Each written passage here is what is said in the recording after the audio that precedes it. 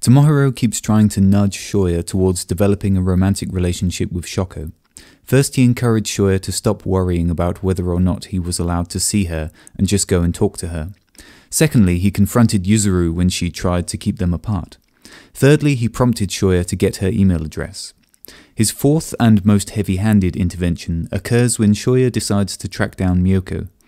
Tomohiro contacts Yuzuru and tells her what Shoya is doing and when and where they can meet him. Shoya is short on cash for the journey, and when he mentions this, Tomohiro hands him roughly 19 times more money than he requires, citing a meal and a love hotel as necessary expenses for the trip.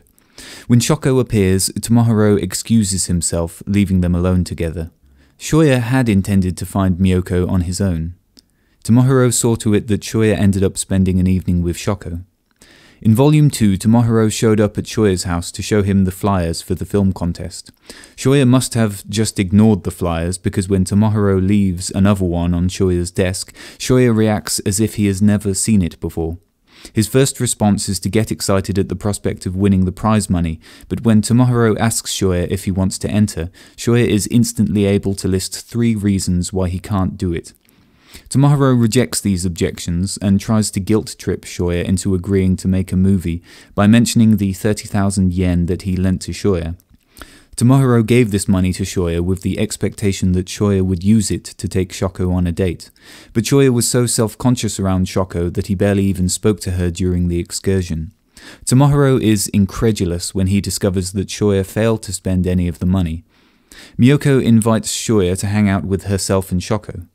Tomohiro wants Shoya to take the money and use it to hang out with the girls, but Shoya insists that he isn't going, he doesn't need the money, and he won't be making any films. What we see here is a stark contrast between the way that these two characters respond to opportunities. Tomohiro sees an opportunity for Shoya and Shoko to spend time together, perhaps even go on a date, and he sets it up. He sees an opportunity to make a movie and tries to browbeat Shoya into collaborating. He sees a second opportunity for Shoko and Shoya to hang out, and he tries to facilitate it by offering money. Shoya wants to get to know Shoko, but is unnerved by the prospect of actually spending time with her. Shoya would like to win the prize money, but he fails to notice the flyers at first, and provides a strong case for why he can't enter when pressed for an answer. Shoya almost rejects a second opportunity to hang out with Shoko, even after he has been invited. Ultimately, Shoya will participate in the movie, he will accept Miyoko's invitation, and he will accept Tomohiro's money. It's not difficult to imagine that the life of a person like Shoya would be a lot less eventful without the repeated interventions of a person like Tomohiro. Miyoko sees Shoya signing and is caught off guard by the discovery that he too has learnt sign language. At first she stares at him in perplexity, but then a knowing grin appears on her face. The most likely explanation for this look is that she believes she has deduced that Shoya is romantically interested in Shoko and has gone to the extensive effort of learning sign language just to get to know her better. This is one of many instances of other characters reacting in a knowing manner to the burgeoning romance between these two characters, despite the fact that Shoya spends most of the narrative being rather opaque about the question of his feelings for Shoko. Shoya remembers the one time Naoka spoke to him in middle school. She asks him if he's a virgin.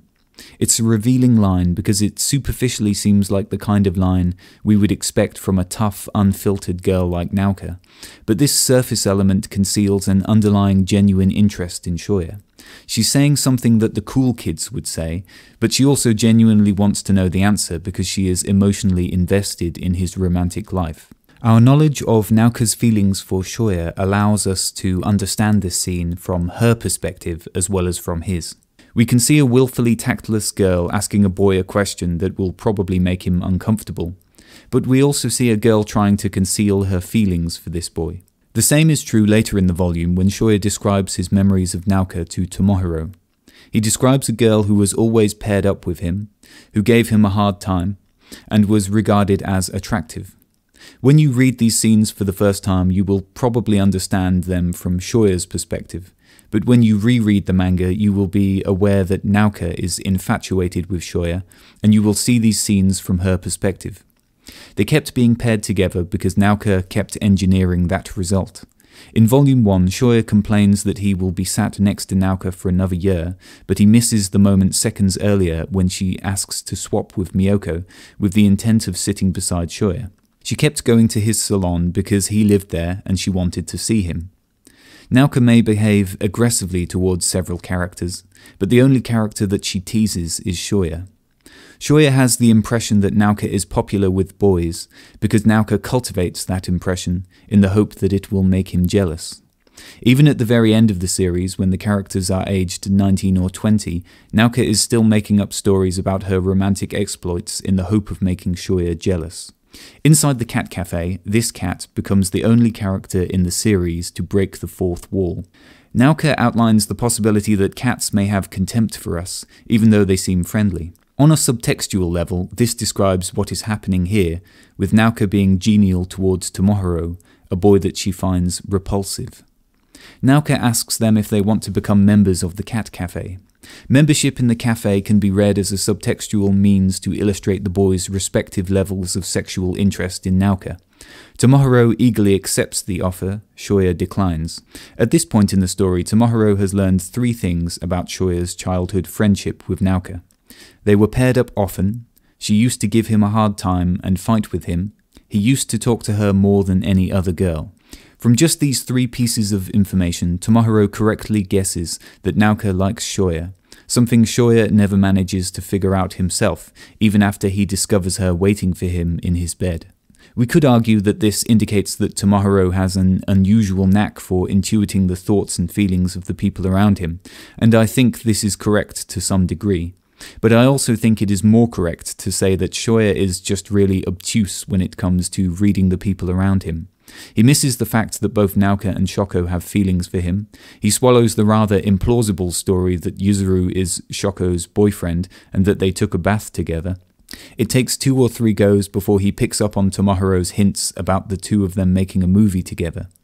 He repeatedly incorrectly expects that Shoko will be upset by Miyoko when they go to the karaoke bar.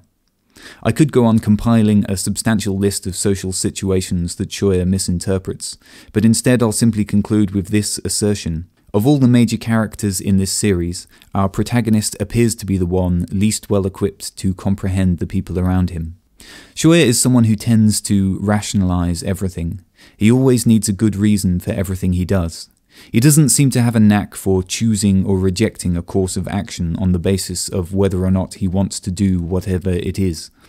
Because he simply cannot allow himself to do what he wants to do without a reason, what we see is a kind of motivated reasoning, a reasoning that resolves a conflict between what he wants to do and what he feels he ought to do.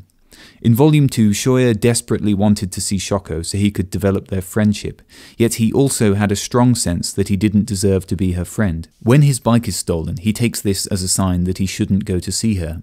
But when he is given a coupon for some free bread, he takes this as a sign that he should see her, and that the loss of the bike was part of some grand scheme that ultimately was designed to direct him back to Shoko. His desire to see Shoko was stronger than his compulsion to follow his sense of what he ought to do. Neither the bike nor the bread had any significance on whether or not he could see Shoko. He managed to get to the sign language class just fine without the bike, and when he showed up with the bread, Yuzuru did her best to keep him away from Shoko, and Shoko didn't care whether or not he had brought bread with him. The 2 events that influenced his decision were not relevant to the situation, but for someone who overthinks things to the point where he can make no decision of his own, these random events become imbued with great significance. We see the same kind of reasoning when he searches for Naoka.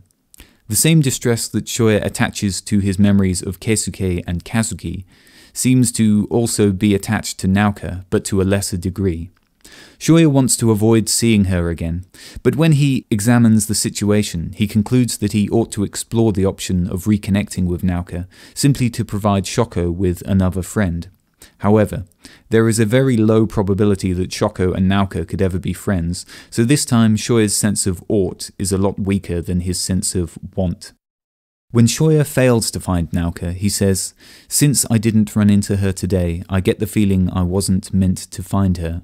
Maybe I'd be better off waiting until we bump into each other again." Once again, Shoya's motivated reasoning has given him the justification for what he wants to do. for skipping his search for Naoka so that he won't have to deal with her. When Naoka rejects Tomohiro in her characteristically explosive manner, these wobble lines appear around Tomohiro to indicate that he is shaking with fear.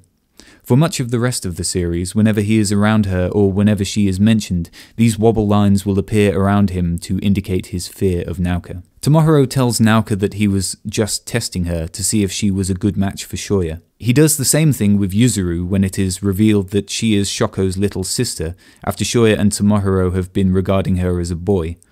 This is part of a broader pattern of behaviour with Tomohiro, who likes to give the impression of being knowledgeable, clued up and in control of a situation, and will feign understanding whenever he is out of his depth. When he sees Shoya's coupon for the cat cafe, he incorrectly assumes it's for a strip club, and pretends to be knowledgeable on the subject.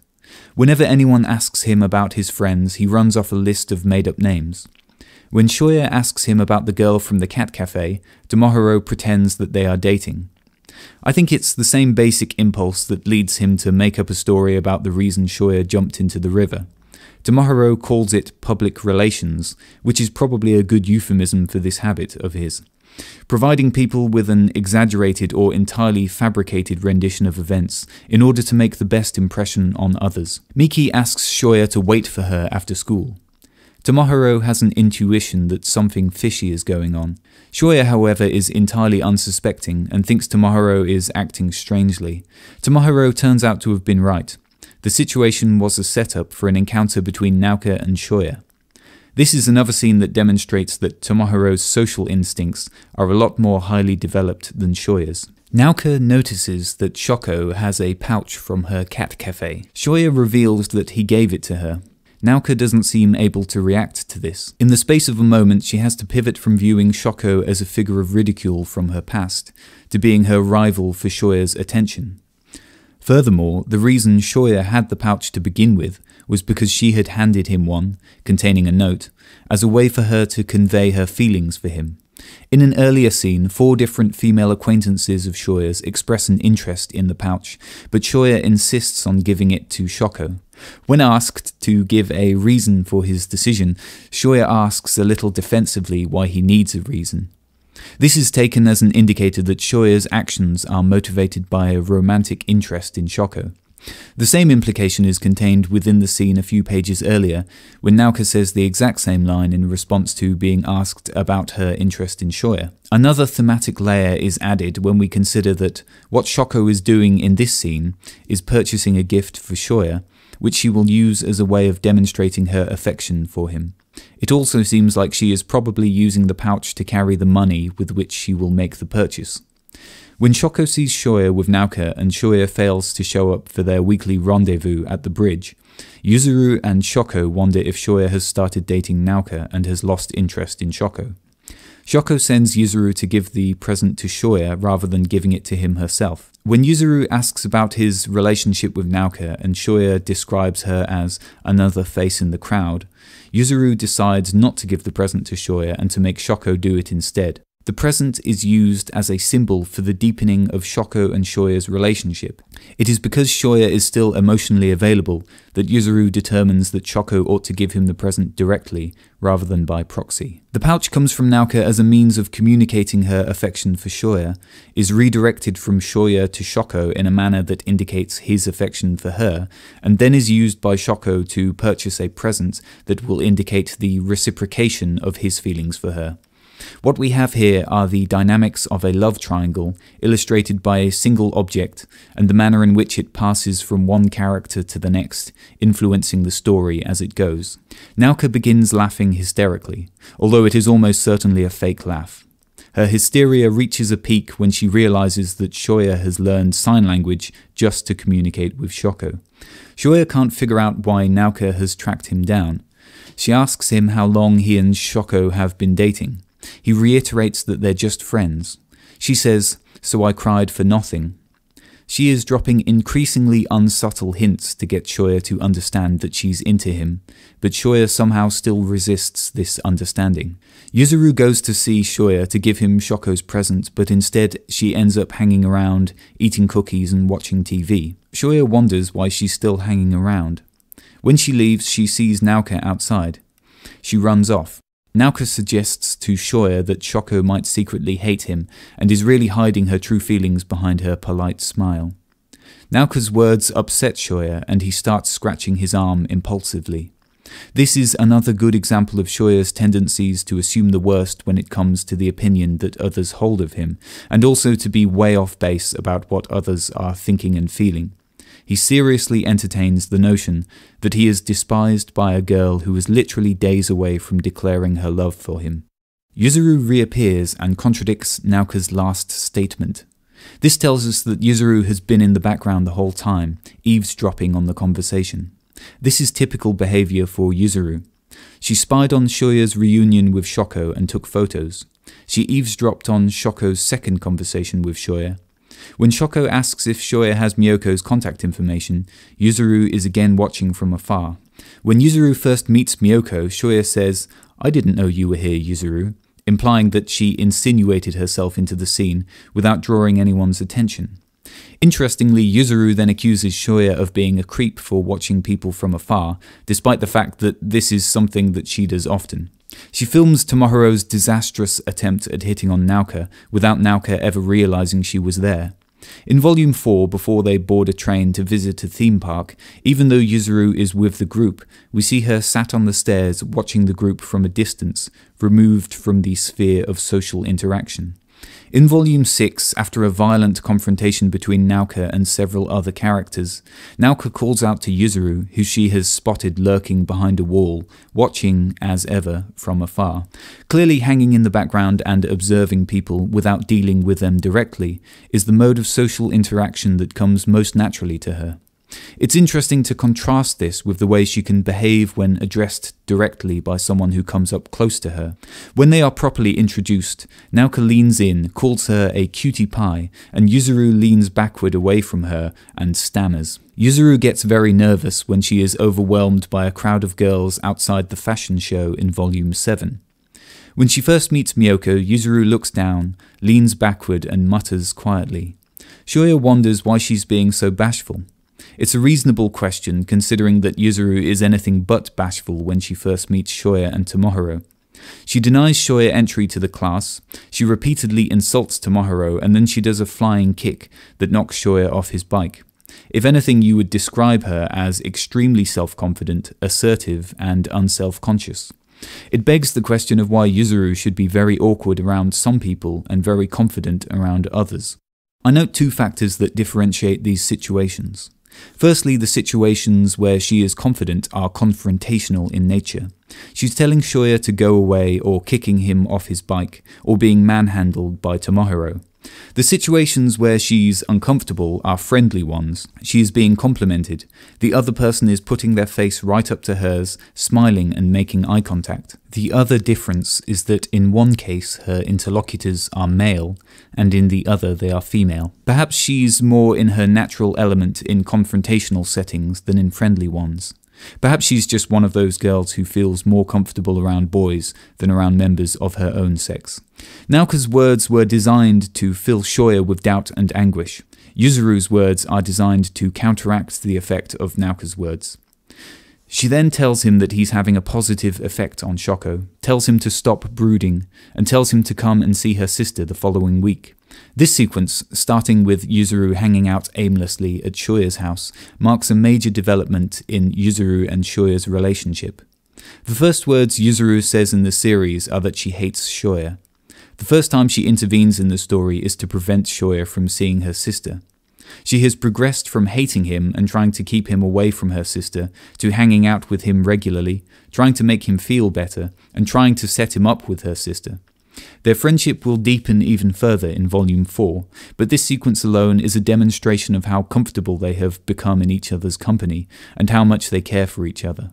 Naoka came to apologize to Shoya for her part in the social ostracism that he experienced.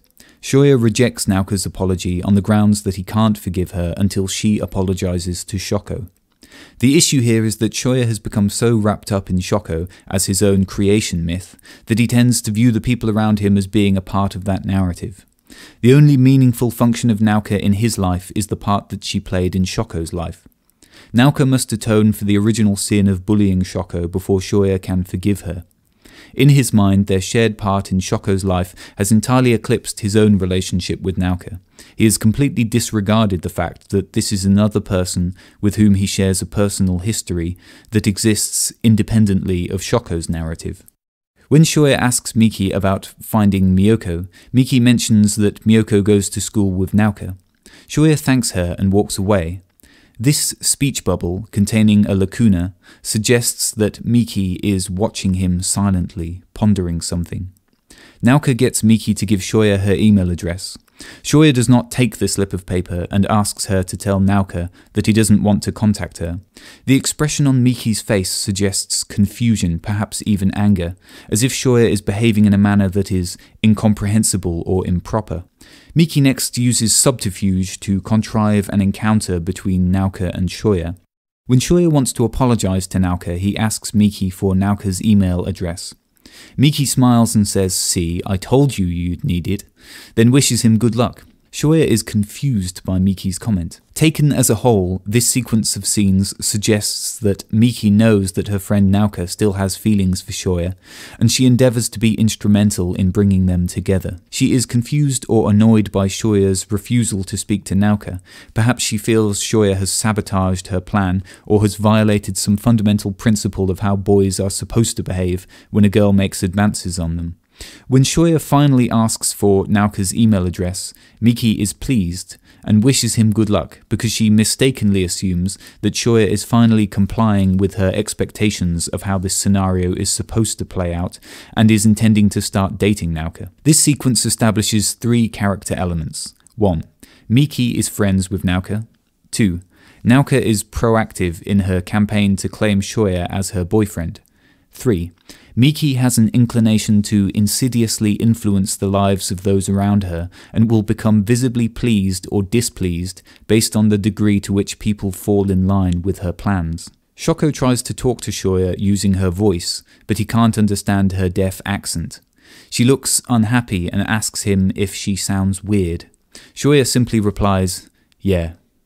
This incident, along with the moment in Volume 2 where Shoko explains why she likes feeding the fish, and Shoya says, "You've got some weird ideas," is another fine example of Shoya's tendency towards social clumsiness.